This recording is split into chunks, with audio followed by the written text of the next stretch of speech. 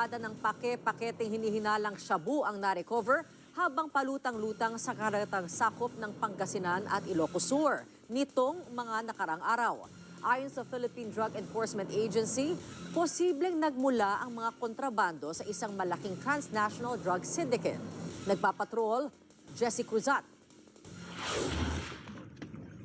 Pake-paketeng mga plastik na nakalagay sa sako ang nadiskubre na mga mangingisda na palutang-lutang sa karagatang sakop ng mga bayan ng Bulinaw, Agno at Bani sa Pangasinan nitong mga nakaraang araw. Ang unang inakalang pagkain, napag-alamang iligal na droga pala. Mula higit 200 kilo nung Huwebes, nadagdagan pa ang mga na-recover na kontrabando sa mga sumunod na araw. Nitong linggo, 2 sako na naglalaman ng kaparehong mga pakete ng hinihinalang shabu ang na-recover naman ng mga mangingisda sa bayan ng Santa Cruz, Ilocos Sur. Sa kabuuan, pumalo na sa 1,013 kilograms o mahigit 1 tonelada ang na-recover ng mga otoridad na nagkakahalaga ng aabot sa 6 billion pesos.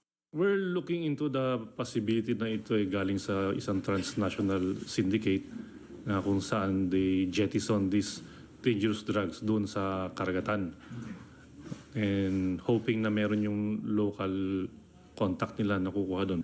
These syndicates do not just transact by small numbers. So we are looking at more.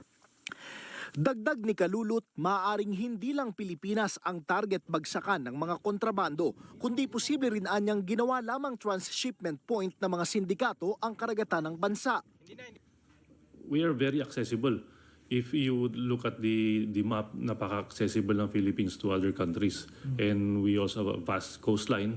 Maraming pwede silang pagdaanan. Kaya yan ang naisip nilang gawin. Malaki rin anya ang posibilidad na nanggaling ito sa mga bansang sakop ng tinatawag na Golden Triangle tulad ng Myanmar, Thailand at Laos.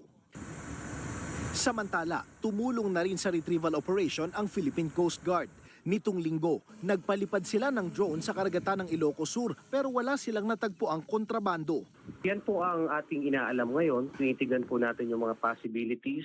Chine-check po natin lahat ng mga barkong dumaan sa timeline po na yun na nakita mula June 2 hanggang kasalukuyan po upang matukoy po natin kung ano ba hours, kung saan po ang original na pinanggalingan po ng ating mga suspected illegal shabu. Nanawagan din sila sa mga mangingisda sa lugar na agad makipag-ugnayan sa kanilang tanggapan oras na may makita na kaparehong mga pakete na palutang-lutang sa dagat. Dinala na sa laboratorio ng PDEA ang mga nasamsam na droga para sa karagdagang pagsusuri.